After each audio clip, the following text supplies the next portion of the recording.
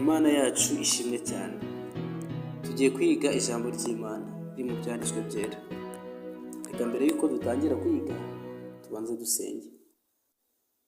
Uwiteka Imana yacu, turagushimye ko udukunda, utugenera ibidutunga, kandi ni wowe ubwawe utubeshaho.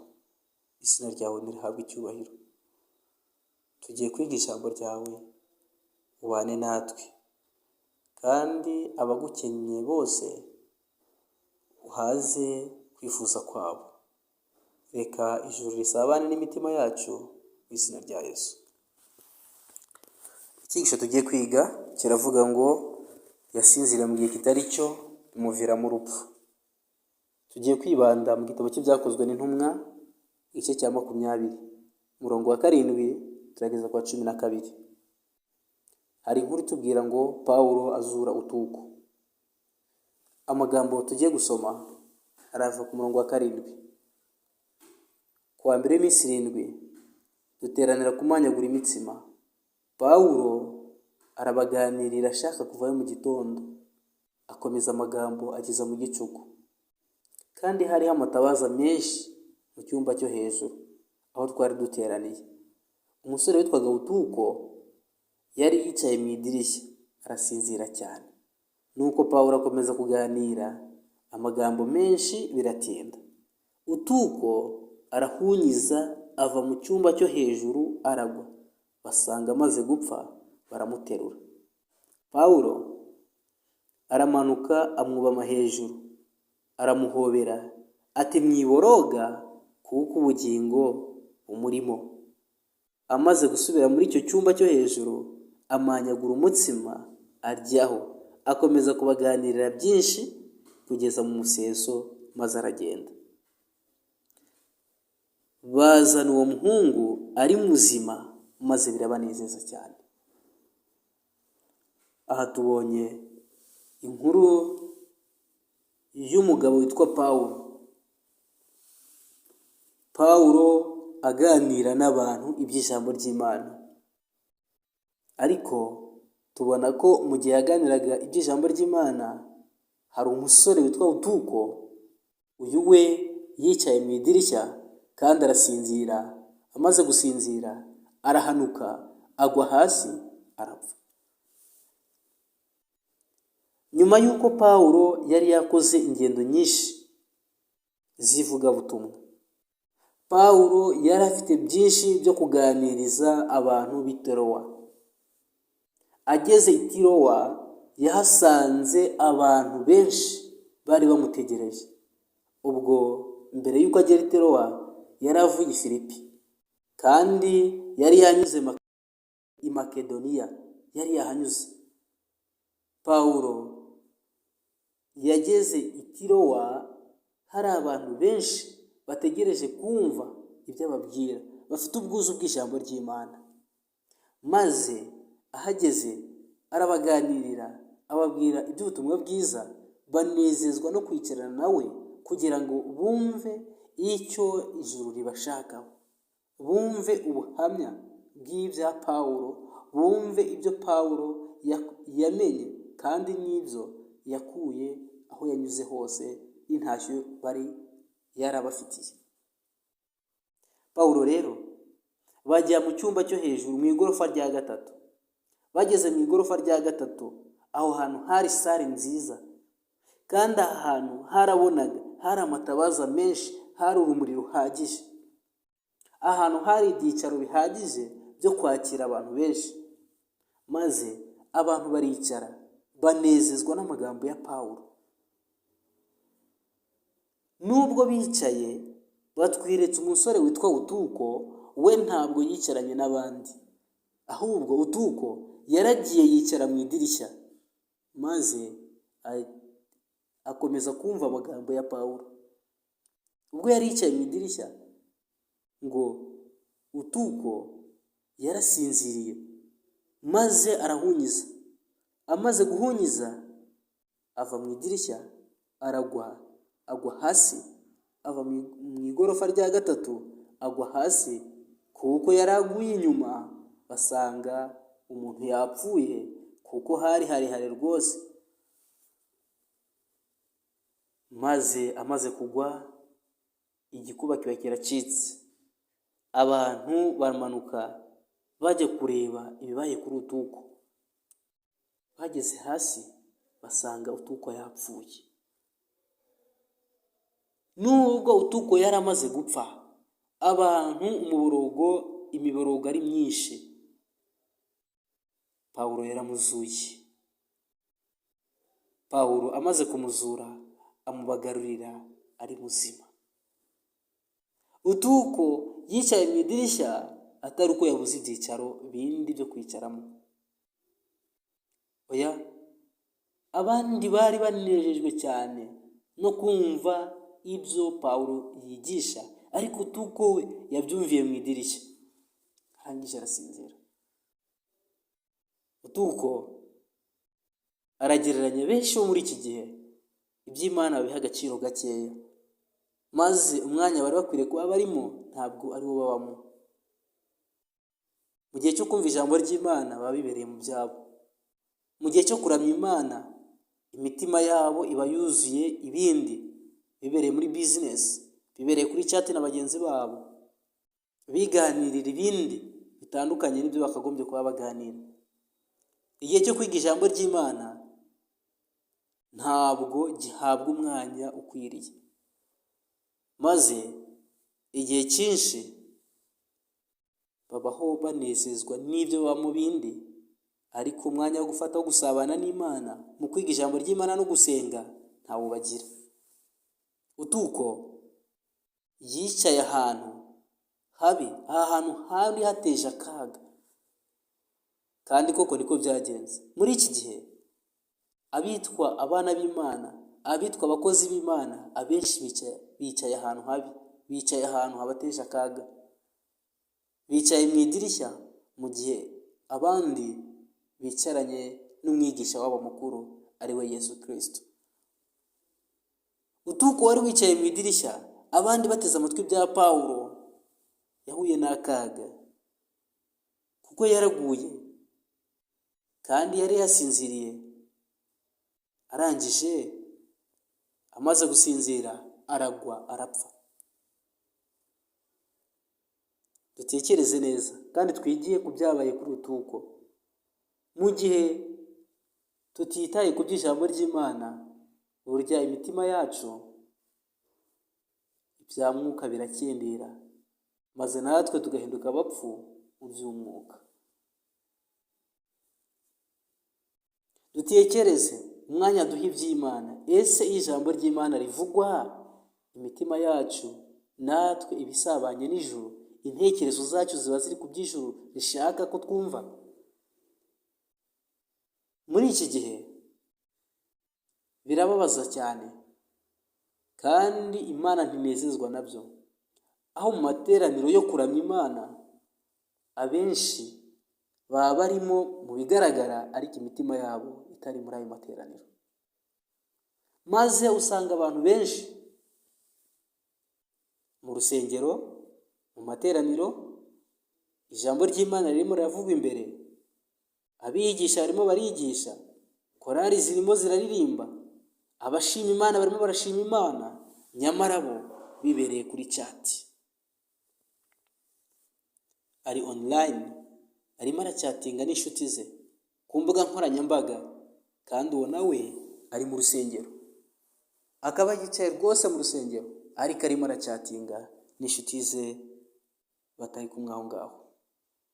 Maze umuntu akabona umwigisha ari imbere, ariko we arimo araseka kubera amagambo meza, kubera inkuru iteye amatsiko abonye itambuka kuri chat. Tekereza nawe utazaba nka Utuko. Ese mu mwanya wo kuramya Imana, koko umutima wawe ubusabanye n'Imana, intekerezo zawe ziba ziri ku ijambo ry'Imana rivugwa?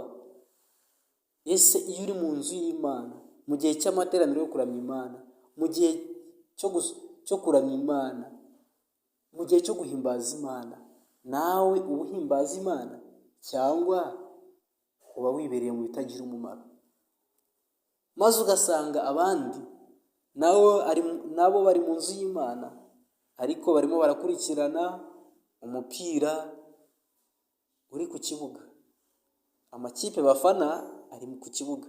Bityo mu gihe abandi bari mu nzu y'Imana baba barimo bakurikirana amakuru, maze ikipe afana, umukino afana, ikipe ye yatsinda agaserebura kandi ari mu nzu y'Imana, ikipe yatsindwa akivovota, ntabwo yitaye ku bivugirwa mu nzu y'Imana, ahubwo yitaye ku biri kubera ku kibuga cy'umupira, ku mukino afana niho yibereye. Aba baragereranywa na bawutuku. Abandi nabo mu gihe cy'amateraniro yo kuramya Imana baba bakoze amatsinda hanze, barimo baganira iby'ubuzima busanzwe, abandi nabo banegura abaje mu rusengero. Ibi byose bigaragaza neza yuko aba bantu nabo basa nk'abasinziriye mu bya mwuka, mu gihe tutari mu mwanya wa nyawo Imana dushakiramo, natwe tuba dusinziriye. Reka utuko atubere urugero rwiza, utuko atubere icyigisho gikomeye, kugira ngo natwe tujye tusabana n'Imana nk'uko bikwiriye. Kandi mu gihe cyo kumva ijambo ry'Imana, imitima yacu n'intekerezo zacu zose zibe zihamanya neza yuko turi mu mwanya ukwiriye. Nubwo abantu b'Imana muri iki gihe bagaragara nk'abasinziriye, batitaye rwose ku by'ijambo ry'Imana, ndetse iby'agakiza babifashe nk'ibintu bitagira agaciro cyane kuri bo, Satani we si uko abibara. Satani n'abakozi be, Satani n'ingabo ze ku murimo wabo ntibajenjetse. Nubwo abantu b'Imana bajenjeka, ariko Satani n'abakozi be ntabwo bajenjetse ku murimo wabo. Dusoma amagambo aboneka mu Byahishuwe igice cya 12 umurongo wa 12, haratubwira ngo nuko rero wajuru we, namwe abaririmo nimwishime, nawe wasi we, nawe wanyanja we, mu gushyigikirana, kuko Satani yabamanukiye afite umujinya mwinshi, azi yuko afite igihe gito. Satani azi neza ko igihe afite ari gito cyane, bityo arakora uko ashoboye kose, arakorana umwete mwinshi kugira ngo abone abo bazarimbuka. Arakorana umwete mwinshi kugira ngo abone abayobya benshi. Niyo mpamvu dukwiriye kuba maso, ntabwo dukwiriye gusinzira muri iki gihe. Iminsi tugezemo ni iminsi ya nyuma, aho Satani akorana imbaraga nyinshi, arashaka kuyobya benshi, arashaka gukoresha benshi. Bityo dukwiriye kuba maso tugashikama, kuko we azi neza ko igihe afite ari gito. Dukwiriye gusobanukirwa, tugahumuka amaso, tukamenya ko igihe dusigaranye ari igihe gito cyane, bityo bikadutera kwita ku by'ijambo ry'Imana, kwita ku cyo Imana idushakaho. Urwandiko rwa mbere rwa Petero igice cya 5 umurongo wa 8 haratubwira ngo mwirinde ibisindisha, mube maso, kuko umurezi wanyu Satani azerera nk'intare yivuga, ashaka uwaconshomera. Mumurwanye mushikamye kandi mufite kwizera gukomeye, muzi yuko bene data bari mu isi muje imibabaro. Batwiritse neza yuko dukwiriye kuba maso, tukirinda ibisindisha, kandi tugasobanukirwa neza yuko Satani arimo arazerera. Umurezi wacu Satani arimo arazerera muri iki gihe, arakorana umwete mwinshi cyane, arazerera nk'intare yivuga ishaka kwiconshomera. Dukeneye kumurwanya dushikamye, kuko nitumurwanya tujenjetse ntabwo dushobora kumutsinda. Mu gihe cy'urugamba umusirikare ntabwo abasha gusinzira, ntabwo abona ibitotsi bituma asinzira mu gihe bagenzi bari ku rugamba. Ntabwo bikwiriye rwose kuko umusirikare nk'uwo ntabwo abasha kubona intsinzi, ntiyatuma umwanzi we atsindwa, ahubwo uyu rwose abamuhaye urwawo bamutwara nk'umunyago, mu gihe umusirikare wagiye ku rugamba ashobora gusinzira, bamutwara nk'umunyago cyangwa bakamwica. Rero tumurwanye dushikamye kandi dufite kwizera gukomeye. Tugiye gusoma nanone amagambo aboneka mu Baroma, igice ni cya 13, turasoma umurongo wa 13. Abaroma igice cya 13 umurongo wa 13 haravuga ngo, tugendane ingeso nziza nk'abagenda mu mucyo, tutagira ibiganiro bibi, tudasinda, tudasambana, tudakora iby'isoni nke, tudatongana kandi tutagira ishyari, ahubwo mwambara umwami Yesu Kristo, kandi nimurwaho imibiri yanyu ngo ibone uko ikora ibyo yifuza. Umuburo ukomeye cyane Pawulo yandikiye Abaroma. Uyu munsi nitwe tubwirwa, arababwira ngo bagendane ingeso nziza nk'abagendera mu mucyo. Dukwiriye kugendana ingeso nziza nk'abagendera mu mucyo, tutagira ibiganiro bibi, tudasinda. Muri iki gihe ibintu birakomeye cyane, ubusinzi busigaye ari ikibazo gikomeye cyane, ibiganiro bibi, ubusambanyi busigaye bwarateye imbere, mudakora iby'isoni nke, mudatongana kandi mutagira ishyari. Ishyari ryamaze abantu, amashyari mu mitima ya benshi yarabamaze. Ahubwo mwambare umwami Yesu Kristo, ahubwo ni mwambare umwami Yesu Kristo, kandi ntimuhurwaho imibiri yanyu ikora ibyo yifuza. Reka twiyambare Kristo, kandi imibiri yacu tumenye ko ari insengero z'Umwuka Wera. Reka twe kugendera ku by'imibiri yacu yifuza n'ibyo intekerezo zacu zifuza, ahubwo tugendere ku cyo umwami Yesu adushakaho, tugendere ku cyo Imana itwifuza. Nitugendera ku byo Imana itwifuzaho, ntabwo mu gihe nk'iki kibi Satani arimo akora cyane, arimo ashakisha cyane nk'intare ishaka umuhigo, ntabwo tuzasinzira ngo duhunikire, ahubwo tuzaba maso twitegure kumurwanya. Mu gihe cyose tuzaba turi maso, tukaba twiteguye kurwanya umwanzi, kandi tukamenya icyo dukwiriye gushyira mu ntekerezo zacu n'ibyo dukwiriye gushyira mu mitima yacu. Icyo gihe cyose Imana izabana natwe kandi izaduha kunesha umwanzi. Reka Uwiteka tugirire neza, tumenye kugenda nk'abana b'umucyo, tutari nk'abana b'umwijima.